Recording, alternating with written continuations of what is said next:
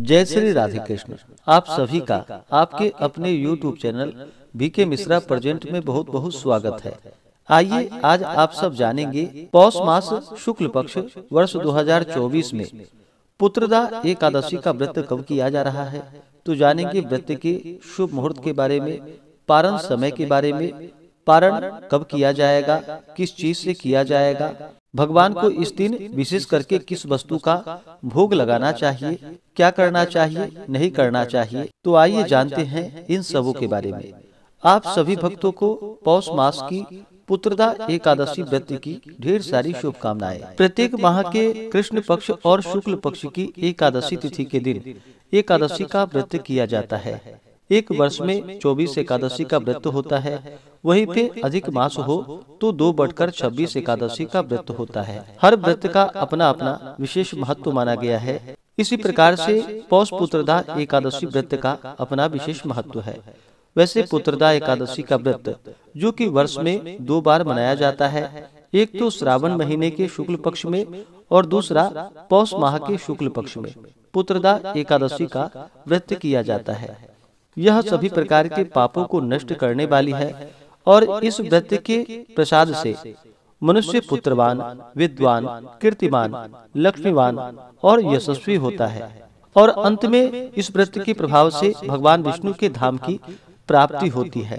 तो आइए जानते हैं पौष मास की पुत्रदा एकादशी व्रत के शुभ मुहूर्त के बारे में। पौष मास शुक्ल पक्ष पुत्रदा एकादशी तिथि प्रारंभ समय 20 जनवरी 2024 दिन शनिवार शाम 7:29 और एकादशी तिथि की जो समाप्ति है वह 21 जनवरी 2024 दिन रविवार को शाम 7:29 पे।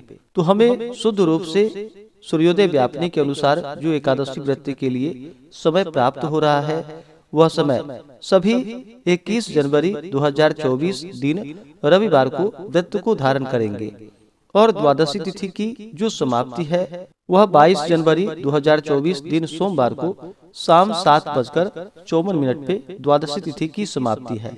इस व्रत का पारण जो कि 22 जनवरी को किया जाएगा। एकादशी व्रत का पारण जो कि हरिवासर समाप्त होने के बाद किया जाता है।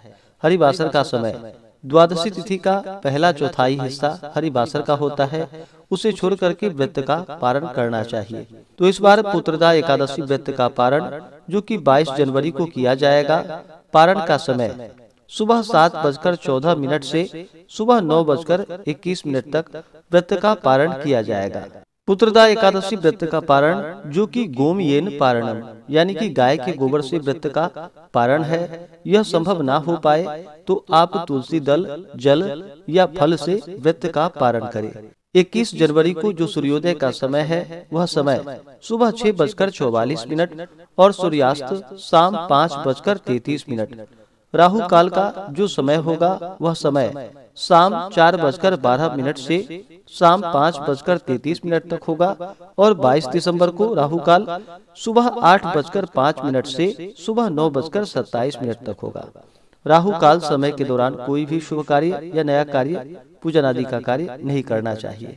योग जो कि 21 जनवरी को शुक्ल योग सुबह 9:47 तक होगा। उसके बाद ब्रह्म योग होगा। एकादशी तिथि के दिन इस बार जो कि द्विपुष्कर योग भी बन रहा है जो कि सुबह 3:52 से अगले दिन सुबह 7:14 तक होगा और 22 जनवरी को सर्वार्थ सिद्धि योग और अमृत सिद्धि योग भी बन रहा है जो कि सुबह 7:14 से अगले दिन सुबह 4:58 तक होगा। रवि योग भी बन रहा है जो कि सुबह 4:58 से अगले दिन सुबह 7:13 तक होगा।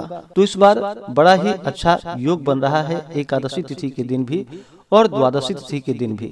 इन योग में पूजन आदि का कार्य करना जो कि बड़ा ही पुण्य फलदायी माना गया है, इसका अधिक फल माना गया है। 21 जनवरी को नक्षत्र जो कि रोहिणी नक्षत्र होगा अगले दिन सुबह 3:52 तक। उसके बाद मृगशिरा नक्षत्र। ब्रह्म मुहूर्त का समय एकादशी तिथि के दिन सुबह 5:27 से सुबह 6:20 तक होगा। तो जो भी एकादशी का व्रत धारण करने वाले हैं वो सभी 20 जनवरी 2024 दिन शनिवार को एकादशी व्रत 10वीं दिन के नियम का पालन करेंगे। 21 जनवरी को एकादशी का व्रत धारण करेंगे और 22 जनवरी को एकादशी व्रत का पारण किया जाएगा। जो भी एकादशी का व्रत धारण करने वाले हैं उन्हें चाहिए कि 10वीं तिथि के दिन सूर्यास्त होने से पहले ही शुद्ध और सात्विक आहार ग्रहण कर लेनी चाहिए। 10वीं एकादशी और द्वादशी इन 3 दिनों तक जो कि शुद्ध और सात्विकता का पालन करना चाहिए। तामसिक वस्तुओं का प्रयोग नहीं करना चाहिए। नशीले पदार्थों आदि का सेवन नहीं करना चाहिए। भक्ति पूर्वक भगवान का जो कि व्रत धारक को चाहिए कि 10वीं की सूर्यास्त से पहले ही भोजन ग्रहण कर ले और 10वीं की रात्रि ब्रह्मचर्य का पालन करते हुए भगवान विष्णु के नामों का और एकादशी व्रत का स्मरण करते हुए सोना चाहिए। एकादशी की सुबह ब्रह्म मुहूर्त में उठ करके नित्य क्रियाओं से निवृत्त होकर के गंगा नदी में स्नान करना चाहिए। गंगा नदी में स्नान नहीं कर पाए तो घर के नहाने के पानी में ही थोड़ा सा गंगा जल मिला करके स्नान करना चाहिए। शुद्ध वस्त्र धारण करके व्रत का संकल्प लेना चाहिए। भगवान विष्णु से प्रार्थना करनी चाहिए कि हे भगवान विष्णु, हे माता लक्ष्मी, आज मैं पुत्रदा एकादशी का व्रत धारण करने जा रहा हूँ या करने जा रही हूँ। इस प्रकार से भगवान से प्रार्थना करें कि यह व्रत मेरा निर्विघ्न पूरा हो, हमें पुण्य फलों की प्राप्ति हो, हमारे सभी प्रकार के पापों का नाश हो। आपके मन में जो भी इच्छा हो, जो भी कामना हो, वह भगवान विष्णु से कहें। पुत्रदा एकादशी के व्रत में इस दिन जो कि भगवान विष्णु, माता लक्ष्मी और भगवान विष्णु के नारायण स्वरूप का पूजन किया जाता है, तो इस दिन भगवान का पूरे विधि विधान के साथ सुबह और शाम के वक्त पूजन करना चाहिए। गंध पुष्प धूप दीप आदि से भगवान का पूजन करें। इस दिन विशेष प्रकार से जो कि बछड़े वाले गाय हो, जिस गाय का बछड़ा हो, उस गाय के दूध से भगवान की प्रतिमा को स्नान करा करके उसे प्रसाद के रूप में ग्रहण करना चाहिए। इससे भगवान विष्णु, भगवान नारायण अपने भक्तों पर अति प्रसन्न होते हैं और इससे अनंत फलों की प्राप्ति होती है। तो इस दिन बछड़े वाले गाय के दूध से भगवान का अभिषेक अवश्य ही करे और उसे प्रसाद के रूप में ग्रहण भी करना चाहिए। नैवेद्य में विशेष प्रकार से दूध से बने हुए वस्तुओं का भगवान को भोग लगाए। ऋतुफल आदि का भगवान को भोग लगाना चाहिए। भगवान विष्णु को अक्षत नहीं चढ़ाया जाता है, इस बात का ध्यान रखें। अक्षत के जगह उन्हें काले तिल या सफेद तिल अर्पित करें। भगवान को तुलसी दल अवश्य ही चढ़ाएं। बिना तुलसी के भगवान विष्णु का पूजन संपन्न नहीं माना जाता है, तो तुलसी दल भगवान विष्णु को अर्पित करें। और फिर पुत्रदा एकादशी व्रत का कथा श्रवण करनी चाहिए, भगवान की आरती करनी चाहिए। इससे भगवान विष्णु अपने भक्तों पर अति प्रसन्न होते हैं। इस प्रकार से एकादशी तिथि के दिन भगवान का पूजन करें और रात्रि में जागरण करते हुए समय को व्यतीत करना चाहिए। और द्वादशी की सुबह उठ करके नित्य क्रियाओं से निवृत्त होकर के स्नान करके शुद्ध वस्त्र धारण करके भगवान का पूजन और आरती कर ले। इसके बाद ब्राह्मणों को भोजन करवाए, ब्राह्मणों को दान और दक्षिणा दे, गरीबों को भोजन करवाए और फिर समय के अनुसार व्रत का पारण करना चाहिए। इस प्रकार व्रत को धारण करने से निसंतान को संतान प्रदान करने वाली है, सभी प्रकार के पापों का नाश करने वाली है और यह सभी प्रकार से मंगल कारक व्रत है। व्रत के दौरान कुछ बातों का ध्यान रखना चाहिए। एकादशी तिथि के दिन और 10वीं तिथि के दिन जो कि चावल ग्रहण बिल्कुल भी नहीं करनी चाहिए। इस दौरान तामसिक वस्तुओं का, नशीले पदार्थों का सेवन नहीं करना चाहिए। मांस, मदिरा, लहसुन, प्याज आदि का प्रयोग बिल्कुल भी ना करें। शुद्ध और सात्विकता का पालन करें।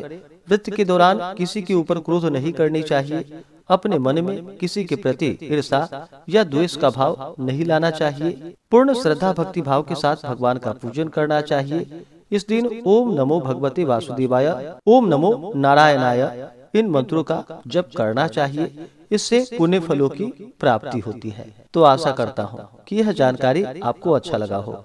ऐसे ही ज्ञानवर्धक जानकारियाँ प्राप्त करने के लिए चैनल पे अगर आप पहली बार आए हैं तो चैनल को लाल बटन दबा करके सब्सक्राइब करें, साथ में बेल आइकन घंटी को दबाएं ताकि आने वाली वीडियो का नोटिफिकेशन आपको समय से मिलता रहे। वीडियो को लाइक करें, शेयर करें। सुखी रहें और स्वस्थ रहें। जय श्री राधे कृष्ण। धन्यवाद।